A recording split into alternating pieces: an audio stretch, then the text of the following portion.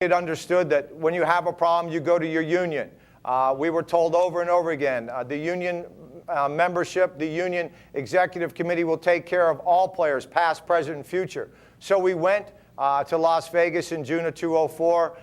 Talked about John Mackey, the first president of the union. We also talked about many dozens of other players maybe suffering from dementia. We were told, don't worry about it, folks. Rest assured, we're taking care of it. Rest assured, we got it under control. When pressed for answers, got nothing but rest assured. After 6 or 7 months, the Baltimore Colt family had a fundraiser for John Mackey and his family right here in Baltimore in March of 2005. We raised $25,000. Rest assured, out of the union, we're doing something. It wasn't for a year and a half after the June Las Vegas convention that the Mackey family received one dime from the union that says, don't worry about it, we're taking care of past, present, and future players. Bruce, it's Rhea Hughes in Philadelphia. I know you said at the top that this isn't, about the retirees versus Upshaw, but at this point, is there too much animosity between the retirees and the union as a whole to get anything resolved? Well, there is a lot of animosity, and it strictly becomes from lip service. I mean, all the things that we've tried to do it through the system. Make phone calls, email, write letters. We have many, many documents of what we've written to the executive committee, to the union leadership that go unanswered. Again, this is a perfect example. The Mackey situation was a perfect example of that. How many times you got to write? How many times you have to call? And we also informed the union that we were having a fundraiser, and they not only not showed up, they didn't even send a check. I don't care if you don't come, but at least you could send a check for the Mackey family. I mean, it goes on and on and on. The abuses that they put on retired players, and everybody asks me this. Why do they do that? You know why? Because they can. Bruce, it's Chris Carlin in New York. If it's not about Upshaw, why is Joe DeLama, Lauren Ditka up there saying, and I quote, screw Gene Upshaw at all this? If the main issue is the issue that you're talking about, why are these guys in front of cameras saying this stuff? Well, because you lose your cool a little bit. And again, this is not personal, folks. This is about... Well, it looks like it is, Bruce. That's the problem. Yeah, because people get into it. I mean, again, it should not be about... In our situation, the retired players feel that we have no representation in this union. Nada, zero. You have to understand something. I have a card right here. If you can see this, it says that I'm a member of the NFLPA Players Association. It doesn't say retired. It says Players Association. I pay dues, $100. But I have no vote, I have no representation, I have no place to go with my union card. That's the ideology that people must understand. We, as retired players, are on a raft. We have plenty of water, maybe some food, but we can't see land because the owners are saying, wait a minute, we give millions and millions and billions of dollars to the union. The union says, oh, no, it's not the league's money, it's our money. Quite frankly, it is the league money because everybody's a W-2 employee of the NFL. So, Bruce, do you completely wash away any responsibility of the league here? Is this all on the PA, in your opinion? No, I think it's a combination of both of them. Obviously, they're in business together. They're in business together. Between the league and the union, they must find an answer. And if they don't, we're going to continue to take our message to you people and the American advertisers of this great game of football. I love the game of football. It's been very good to me. But I'm tired of seeing all these poor souls being lost. All right, we're going to change it up here and pull Bruce out of the crosshairs and put him in a different line of fire. Our old-school NFL reporter who sacrificed a fair amount of his time to the league, Ron Borges, has some questions for you, Bruce. Ron Borges. Well, Bruce, unfortunately, I started covering the league when I was 11, so I was back there when in the 70s. I still got that 55% of the gross T-shirt, no freedom, no football. You got it. One of the things that I find, frankly, irritating with the retired players, and I am sympathetic to a lot of their positions, but a lot of these guys were guys who crossed the picket lines. Every strike that the pro football had, and I covered all of them. Yep. Your members poured across the picket line. Baseball has never had a guy cross the picket line. Yet a guy like DeLama goes to Congress today and says, all we want is a pension plan like baseball. Well, you don't have one because you weren't brave enough.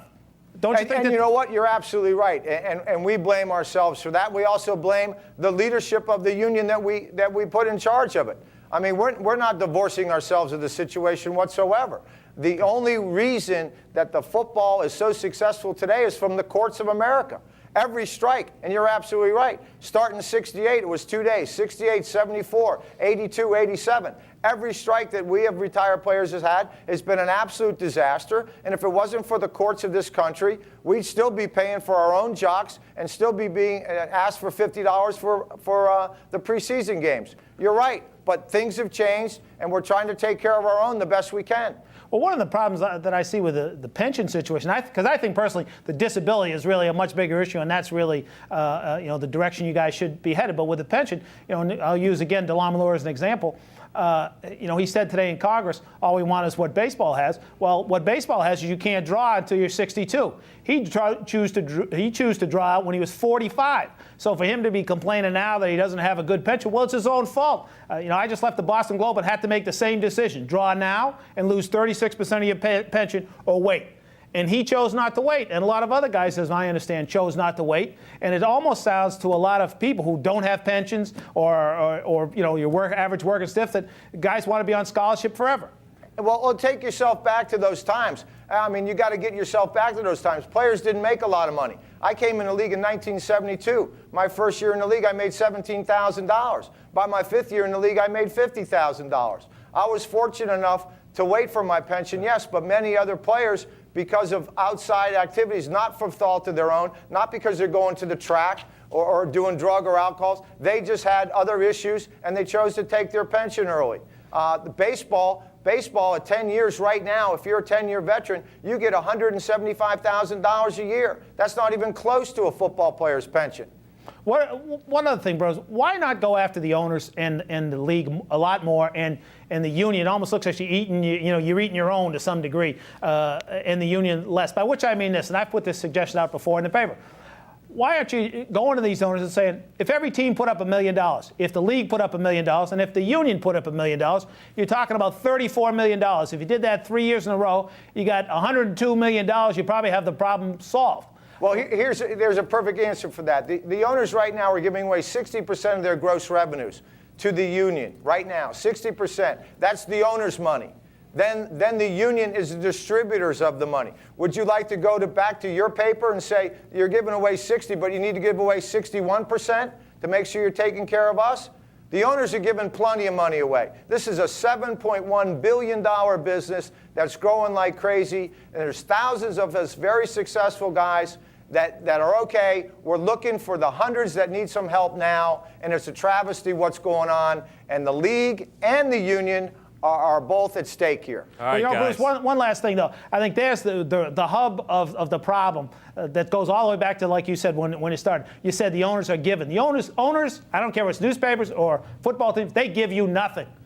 If you're not willing to take it, fight for it, they're not giving you anything. And you're absolutely right. And the players failed every time. If it wasn't for the courts of this country, the NFL players would have nothing. All right, guys. Bruce, I'm sure you'll agree that Borges can hit, but you're out of the crosshairs. Certainly not as tough as He's a writer. What does he know? Has he ever had a concussion? Yeah. He fell on his pen. All right, you did. Actually, I have had a concussion. Before this gets out of hand, you did very well. Thanks for joining us Out of Bounds. Stick around, though, as we break out the crystal ball. When we come back, Mark Burley's been mentioned in trade rumors across our region, from Philadelphia to Boston. But where will the all-star lefty land? Only the crystal ball knows. And we send you to break with our brain tickler. Tonight, it's a numbers game. Which of the following totals 418? Is it Eric Lindros's career goals, Joe Pa's all-time wins, Kevin McHale's career steals, or Carlos Delgado's career home run total, or the distance to dead center field at RFK Stadium? Tough. Crunch the numbers. We'll get to the answer later. Don't go anywhere. More Out of Bounds coming up.